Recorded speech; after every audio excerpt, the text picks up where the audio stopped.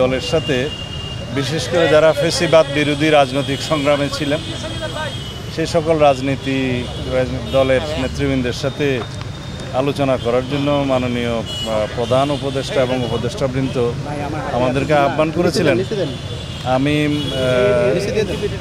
আমাদের মহাসচিব সাহেব নিশ্চয়ই ইতিমধ্যে বলেছেন।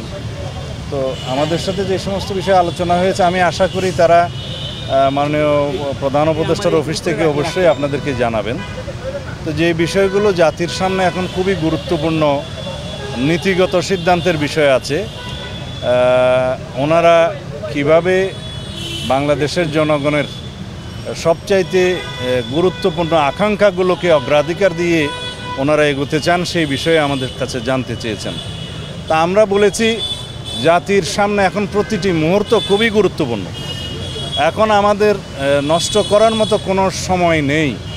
সুতরাং আমরা মনে করি আপনারা জাতির এই রক্তাক্ত গণবিপ্লবের মধ্য দিয়ে যে ম্যান্ডেট আপনারা পেয়েছেন, সমগ্র জাতি আপনাদের উপরে ভরসা করে তাকিয়ে আছে। আপনারা যে সমস্ত সিদ্ধান্ত জাতীয় জনগুরুত্বপূর্ণ এবং ন্যাশনাল ইন্টারেস্ট সেগুলোতে গুরুত্ব দেন। কোনো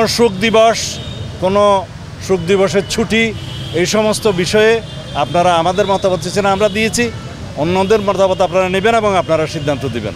আমাদের কাছে গুরুত্বপূর্ণ হলো ছাত্র জনতার এই গণ অভ্যুত্থানের মধ্য দিয়ে সমগ্র দেশ জনগণ একটি সুন্দর গণতান্ত্রিক রাষ্ট্র হিসেবে বাংলাদেশকে গড়ে তুলতে চায়। সেই দিকে আপনারা যান।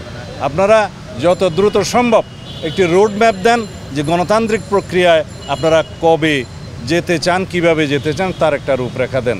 তাড়াহুড়োর আমাদের প্রয়োজন নেই।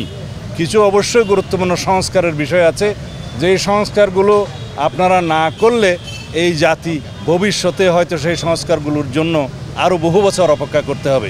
সুতরাং গণতান্ত্রিক সংস্কার, রাষ্ট্রীয় কাঠামোগুলোর সংস্কার, গণতান্ত্রিক প্রতিষ্ঠানগুলো আবার বিনির্মাণ করা, সাংবিধানিক সংস্কার এবং গণতান্ত্রিক প্রতিষ্ঠানগুলো দাঁড়িয়ে গেলে ভবিষ্যতে আমাদের এই প্রজন্মকে, আমাদের পরের প্রজন্মকে এগুলো নিয়ে আর কোনো দিন সংগ্রাম করতে হবে না। সেই হিসাবে আপনারা সিদ্ধান্ত গ্রহণ করবেন। ওনারা বলেছেন আমরা আপনাদের সহযোগিতা চাই, আমরা বলেছি আমাদের শতভাগ সহযোগিতা সবসময় থাকবে। আপনারা এগিয়ে যান। ধন্যবাদ সবাইকে।